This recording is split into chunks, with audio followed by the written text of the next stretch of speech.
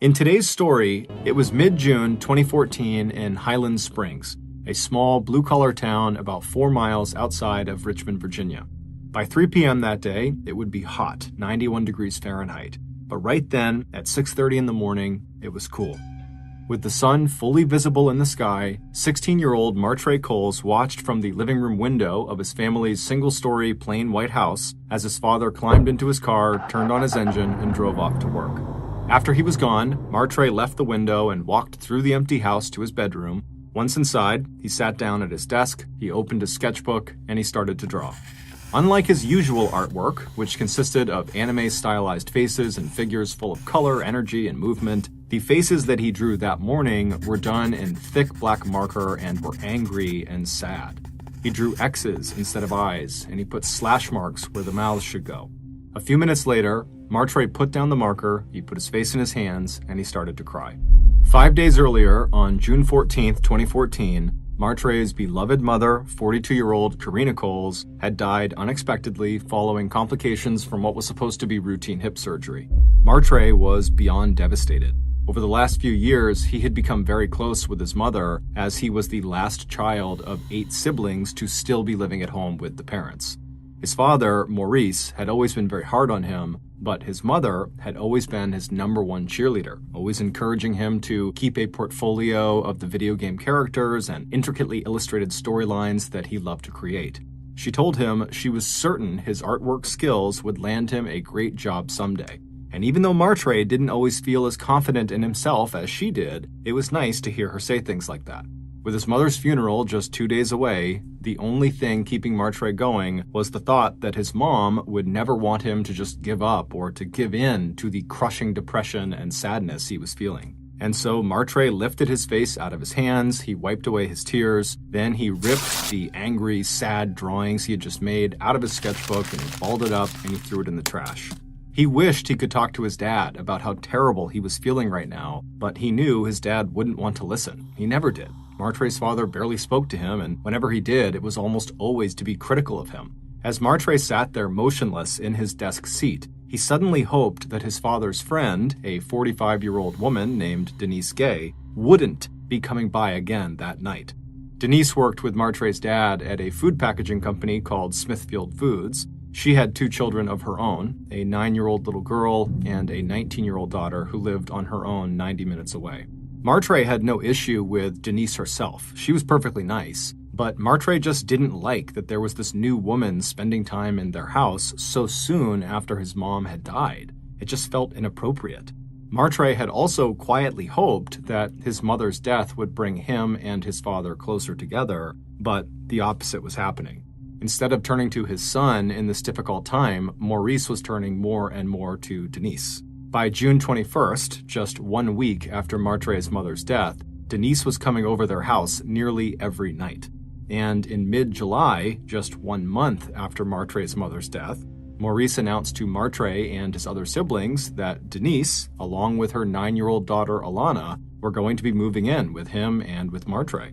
Despite protests from Martre's older sisters, Michelle and Marquisha, that their father's relationship was progressing way too fast, and that Martre was still very emotionally fragile following his mother's death, Maurice had made up his mind.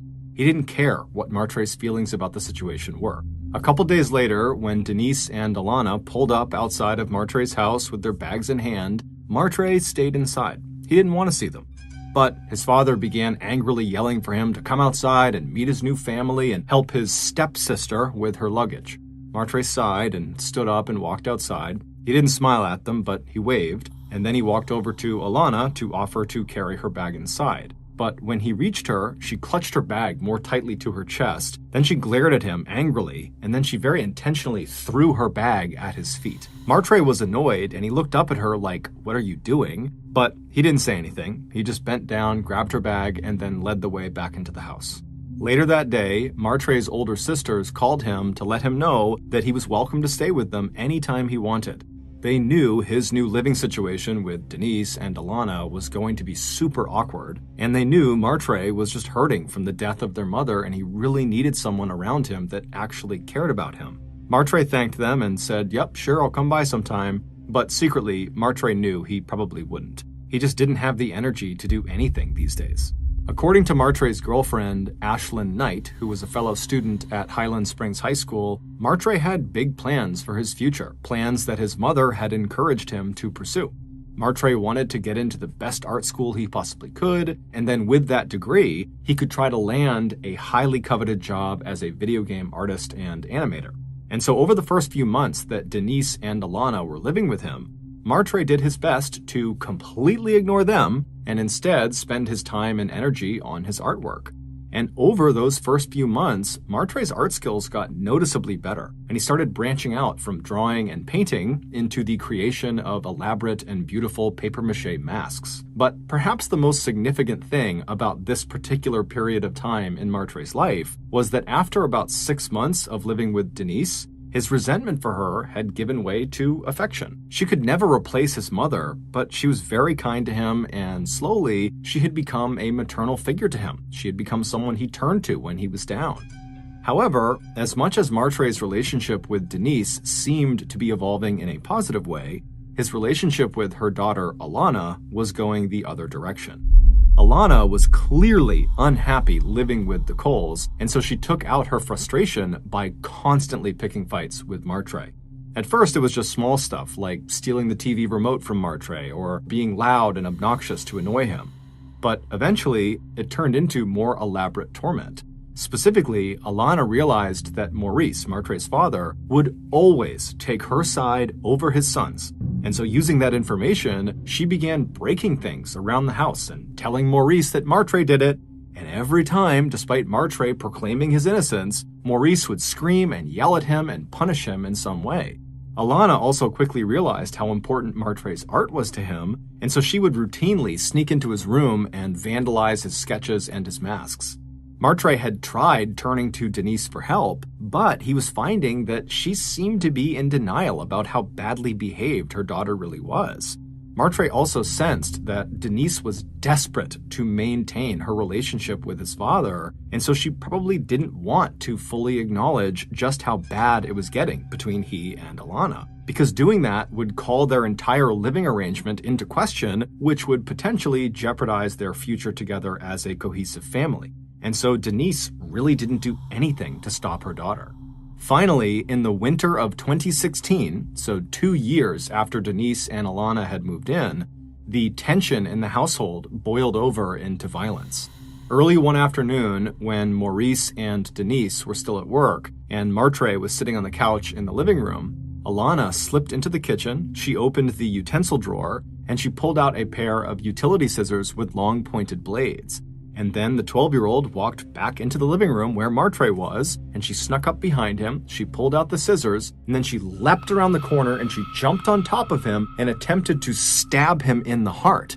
And Martre, at the last second, reached up and kind of pushed her arm out of the way, but the blades dug into his left shoulder and they went in deep. Martre's girlfriend, Ashlyn, remembers the very angry call she got from Martre that night after Denise had cleaned and bandaged the wound on his shoulder and had apologized on behalf of Alana, but that was it. And so for Martre, this was the breaking point. He was furious that his father and Denise had just totally let the situation with Alana get completely out of control, and he was just kind of scared of Alana. That was a real attack on him. And so as he talked to Ashlyn that night, he said to her, I really need to start actually focusing on how I'm going to execute my plan and actually get into art school and get out of this insane household and go pursue my dreams. And Ashlyn agreed, and she encouraged him and said, yes, go do that. And so in mid-December 2016, Martre worked up the courage to go approach his father and ask him if he would sit down with Martre and try to fill out some financial paperwork that would help him get funding to go to college. And as he's trying to explain to his dad why he needs this funding and what he's going to do with his degree, Maurice, his dad, just kind of puts his hand up and says, you know what? I didn't go to college. I don't understand any of this stuff. You're on your own, kid.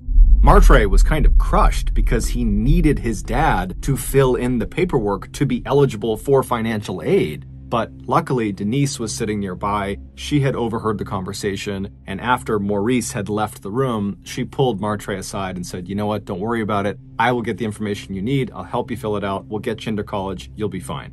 And so over the next few months, with Denise's help and encouragement, Martre not only filled out the financial aid paperwork, but he also sent out applications and letters of inquiry to various art colleges. And then, in March of 2017, roughly 3 years since his mother had died, Martre received the best news he had ever gotten. On March 4th at 4:17 in the afternoon, while Martre worked at his computer, he heard the ping of an incoming email. One click later, and he was reading an invitation from Full Sail University, an art school in Florida, asking him if he would like to come take a personalized tour of their campus. The administrator who had sent the email, Sheila Crenshaw, told Martre that she and her staff had been very impressed with the pictures of his artwork that he had sent along, and so they would love to get to know him and see if the school was a good fit. Sheila told Martre that if he wanted to come and do this tour, to be sure to bring along at least one of his papier-mâché masks, as well as his portfolio of drawings. Martre was so excited, he leapt from his chair and he ran into the room next door where Denise was, and after telling her the good news, she jumped up too, and the pair laughed and hugged and talked about how it was really happening. Martre was really going to go to art school and pursue his dreams. After they calmed down, Denise booked Martre a seat on a bus that would take him from Richmond, Virginia to Florida on Sunday, March 12th. The tour was scheduled for the following Monday. After his travel was booked, Martre realized he only had 8 days until he would be leaving, so right away he got to work making a special papier-mâché mask that he would bring along. He wanted to make sure he really impressed the Full Sail staff. On March 11th, the night before Martre was scheduled to ride out to Florida, Martre stayed with his older sister Michelle at her house. They spent the evening excitedly talking about his potential future at Full Sail and how happy this invitation would have made their mother, whose birthday was coming up later that month. The next morning, Michelle and Martre hopped in Michelle's car, and she began driving toward Martre's house. Their dad had agreed to give Martre a ride to the bus station later that day. When they arrived, Michelle gave her brother a big hug, she wished him good luck, and told him to text her as soon as he got to Florida, and he said he would. After Michelle got back in her car and she began to drive to work, she felt a profound sense of relief wash over her. She knew her little brother still missed their mother terribly, and even talked about his own death and how, at least when that happened, he would be with their mom. But finally, this invitation to Full Sail seemed like the break he so desperately needed. When Martre walked into his house that morning, Denise and her older daughter, Latoya, were both in the kitchen chatting and drinking coffee. When Denise saw Martre, she told him that his dad had apparently got called into work that day, so he couldn't give him a ride to the bus stop. However, she and her daughter didn't mind. He thanked them, and then he sat down with them, and for a few minutes the trio drank their coffee and chatted about Full Sail and other things. And then eventually, Martre told them that he still needed to pack, so he got up and he headed to his bedroom. As he got his clothes and his papier-mâché mask and other artwork together, he smiled. In less than an hour, he'd be on a bus headed to Florida, and he'd be officially pursuing his dreams. Since Martre's girlfriend, Ashlyn, had known she would not see Martre in person before he left for Florida, and they both knew that Martre might not be able to charge his phone during the 18-hour-long bus ride, they had arranged for Martre to text her as soon as he got on the bus so she could say goodbye. But at the time Martre should have been on the bus texting her, he didn't. He didn't text, he didn't call, it was just silent. And over the course of the morning, despite Ashlyn calling and texting him repeatedly, Martre never responded. Around noon, Ashlyn called Martre's sisters, Michelle and Marquisha, asking if they had heard from their brother, and they said no. By late afternoon, when still there was silence from Martre, Ashlyn, Michelle, and Marquisha were becoming frantic. They all knew that even 3 years after his mother's death, Martre still suffered occasional deep bouts of depression when he started thinking about his mom. And so the 3 young women started worrying that he might have harmed himself. That's why they're not hearing from him. So at 4 p.m. that afternoon, Martre's sisters rushed to their father's house to see what their father and Denise knew. And when they got there, they met up with Denise and Latoya, who were out in the front yard. And after listening to Martre's sisters, Denise was stunned. She had been with Martre that morning. She had seen him leave. What could have happened? How could anything be wrong? But when Maurice, who at some point had come outside to see what was going on, heard the news, he was completely unconcerned that his son seemed to have just vanished right off the face of the earth. He told his daughters that Martre hadn't even been gone long enough to have reached Florida. It was an 18-hour trip. He probably was just asleep on the bus. And if he didn't show up at school tomorrow for the tour, well, Martre was 19 years old. He was an adult, so whatever he wanted to do, that was on him. Completely unsettled by their father's utter indifference about this, Martre's sisters left the house and met up with Ashlyn, who was now hysterical. After they calmed her down, the three women eventually decided that their best bet right now was just to search the neighborhood for Martre.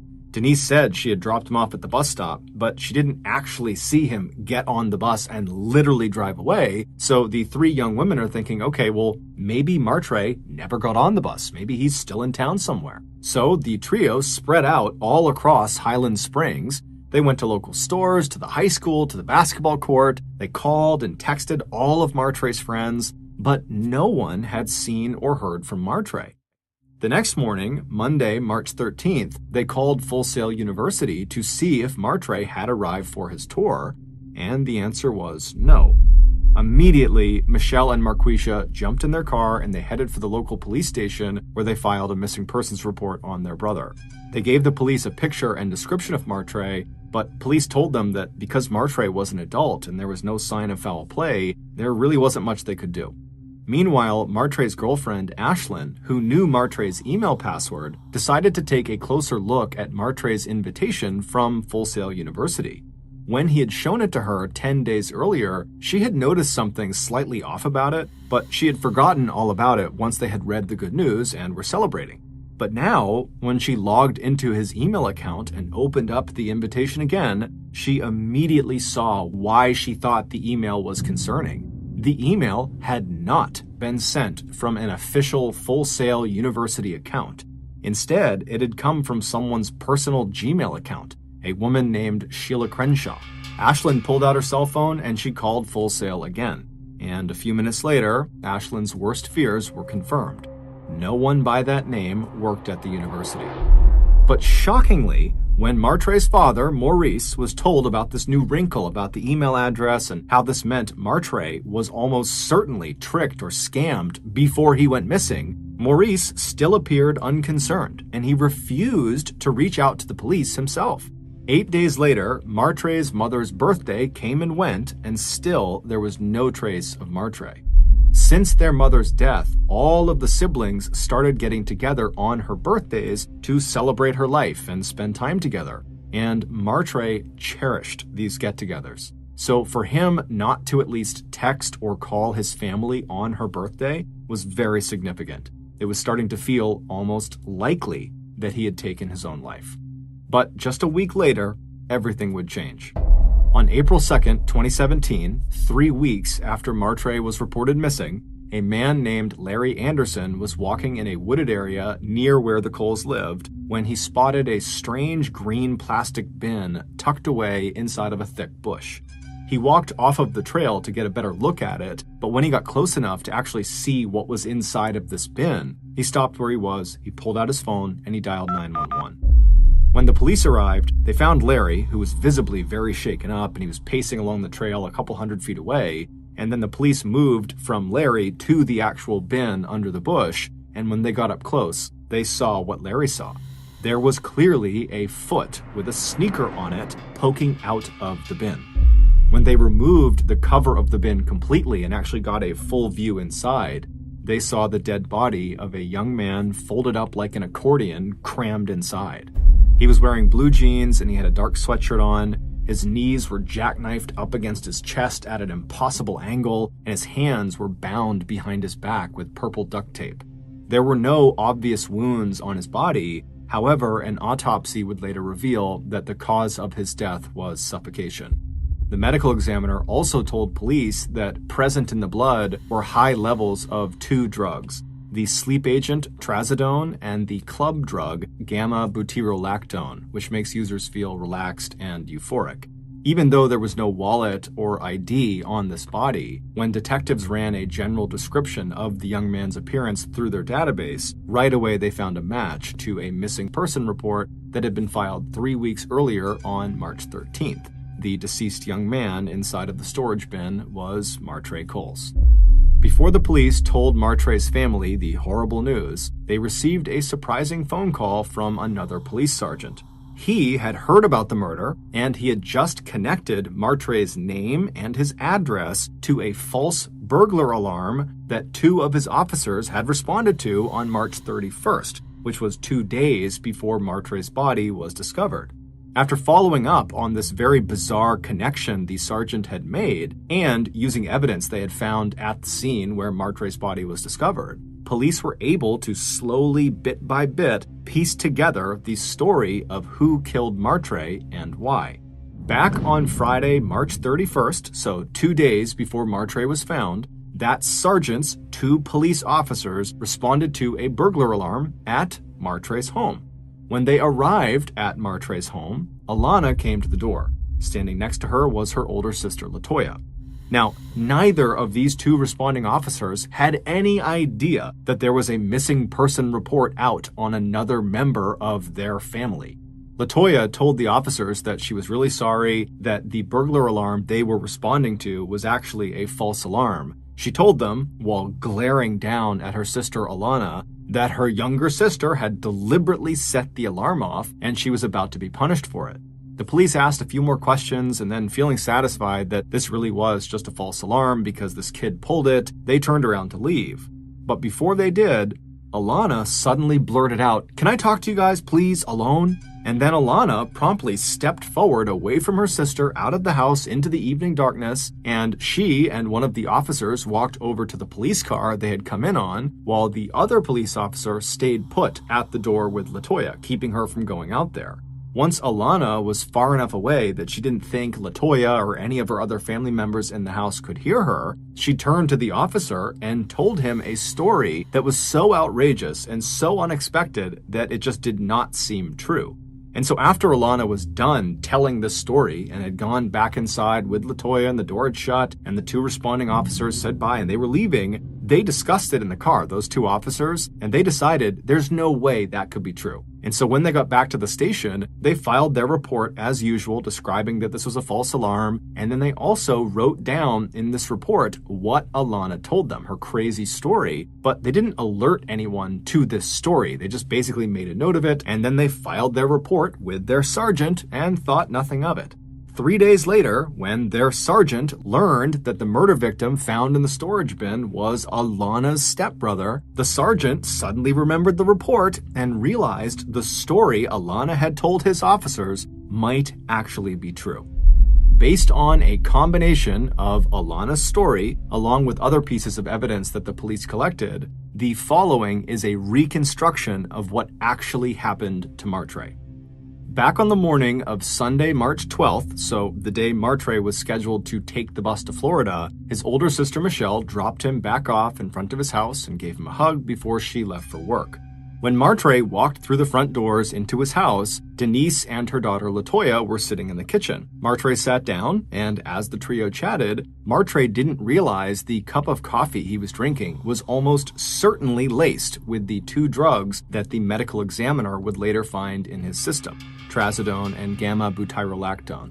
By the time Martre got up from the table and headed to his bedroom to pack for his trip to the college, the drugs would have likely begun taking effect. As he stepped into his bedroom, he likely would have started to wonder why he was feeling so crushingly tired and lethargic. He also was probably wondering why Denise and Latoya had followed him into his room and pushed his door most of the way closed without saying a word. Across the hall, Alana was in her room when she heard a loud shout. The voice was weak, but the words were clear. "Get off of me!" She recognized the voice as Martre's. She stepped out of her bedroom and pushed the door of Martre's room open a little to see what was going on, and what she saw was Martre on his back on the ground, and her mother, Denise, standing over his head while kind of bent forward. She was pressing her hands directly down onto his chest, basically putting all of her weight onto his chest, crushing him. Alana's sister, Latoya, was sitting on Martre's legs trying to hold them down because Martre was kicking her and trying to get up. As Martre continued to yell out for them to get off of him, his voice became weaker and weaker as he wasn't able to fully expand his chest to get a full breath because Denise was crushing his chest. Suddenly, Denise looked up and she saw Alana standing in the doorway. Without releasing the pressure on Martre's chest, she simply said to Alana in an unnaturally calm voice, "Nothing is happening. Go back to your room." Alana, who had learned over the years that it was a bad idea to cross her mother, did what she was told, and she kind of backed out into the hallway, and then a few steps more and she was behind her closed bedroom door, her heart pounding wildly. Back inside of Martre's room, Denise was starting to panic. She wished Alana hadn't seen, but now if she didn't finish Martre off, his yells for help, as weak as they were, might alert others. So while keeping the pressure firmly applied to his chest, Denise looked around and saw the papier-mâché mask Martre had so carefully made for his trip to the college laying on the ground near them. She took one hand off of his chest, so she's still pressing with the other, and she reached and she picked the mask up, and then she placed it over Martre's face, completely blocking his nose and mouth, and then began pressing down on his face as well.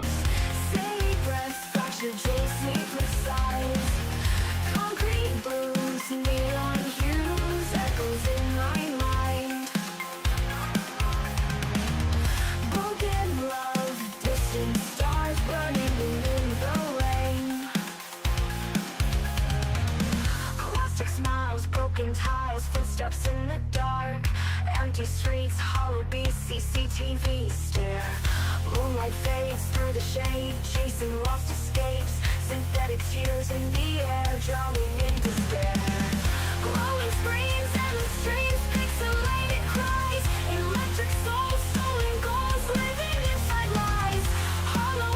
Then she leaned forward and put her knee into the center of his chest, right on his sternum, and put all of her weight onto her knee, and then she shifted the hand that had been on his chest up to his throat, and she began pressing as hard as she could on his throat. And so she maintained all 3 points of pressure, his chest, his neck, and his face, until Martre stopped moving. A few minutes later, across the hall in her bedroom, Alana heard the sound of something plastic being dragged over the floor. Although terrified, she opened her bedroom door just enough to look into the hallway, and this time she saw her sister Latoya pulling a large, heavy green storage bin across the floor. A few minutes later, Alana looked out her bedroom window, and she saw her mother and sister hoist this green tub into the back of Denise's car, and then the two of them drove away. After they were gone, Alana quietly closed the door to her bedroom, and then she sat on her bed, and she's thinking to herself, this has to be a dream. This can't be real. But then later that day, when Martre's sisters came over to their house in a total panic, saying that Martre wasn't responding to any texts or calls and we think he's missing, that's when Alana knew this had not been a dream. What she had just seen had really happened. Over the next few days, Alana kept hoping that Martre would just show up, that he'd walk through the door and that everything would go back to normal. But that didn't happen. And 19 days later, on March 31st, Alana was unable to carry this secret any longer. And so she waited until dark, and then she intentionally set off the family burglar alarm, knowing it would trigger police to come to her house, and then she could tell them her secret. When Alana stepped outside of the house to talk privately to one of the responding police officers, their conversation was captured on body camera. She turned her face up towards the officer and whispered 7 words that would blow this murder case wide open. I saw my mom kill my stepbrother. It would turn out Denise had decided a long time ago that the only way to really secure her relationship with Maurice and to create the family she wanted was to get rid of any reminders of Maurice's dead wife. And Martre, with his mother's wide smile and many of her mannerisms, had done everything he could to keep his mother's memory alive. Even his depression over her loss only reminded everyone how much she had meant to her family. Denise was also worried that Maurice might begin to see her own daughter, Alana, as a liability because of the constant bickering between her and Martre. So when Denise overheard Martre talking to his father about trying to secure financial aid so he could go off to art college, she saw an opportunity to make him disappear from her life altogether. That email Martre received inviting him to Full Sail University had not been sent by the college. It had been sent by Denise, who was sitting right in the next room on her laptop. And before sending that email, Denise had actually called and texted her older daughter, LaToya, and explained her plan for killing Martre, and she asked LaToya to help her, and she agreed. On April 3rd, one day after Martre's body was found, the detectives working on the murder case were getting ready to inform Martre's family that he was dead. But when the sergeant, whose officers had spoken to Alana, called to tell those investigators what Alana had said about her mother's involvement in Martre's murder, the detectives decided to hold off telling Martre's family that he was dead. If, in fact, Martre's murderer was someone inside of his own family in his own house, police did not want to tip them off by telling them that they had discovered Martre's body. Instead, investigators dug into Denise's background, and they found a long history of felonies, from passing worthless checks to charges of computer fraud that had landed her in jail more than once. Then, under the guise of following up on Martre's missing person report, police returned to the Coles house to interview Maurice, Denise, and LaToya again. This time, police pressured LaToya and her mom for any information they might have about Martre's whereabouts, hoping that maybe the murderer would get spooked and do something suspicious or incriminating. At the same time, police put the green storage container that had held Martre's body back where it was first discovered in the park. Then they set up video cameras to record any activity around it. And within days, both LaToya and her mother Denise were spotted returning to the wooded area where they had left Martre's body, and much to their shock, finding the bin now empty. Police also discovered that shortly before Martre's disappearance, Denise had purchased a shovel, purple duct tape, and a substance called lime that can be used to prevent decomposition of human flesh. But most damning of all, cell phone and computer records confirmed that both Denise and LaToya had been to the wooded park on March 12th, the day Martre went missing, and these records confirmed that Denise was definitely the author of the email from Full Sail University. It was that invitation, the most promising and exciting event in Martre's life that his mother would have been so proud of him for, that lured him to his death. On July 11th, 2018, 49-year-old Denise Gay was sentenced to life in prison. Her daughter, 23-year-old LaToya Gay, was sentenced to 30 years in prison. Despite being a less than stellar parent, Maurice Coles had nothing to do with his son's death.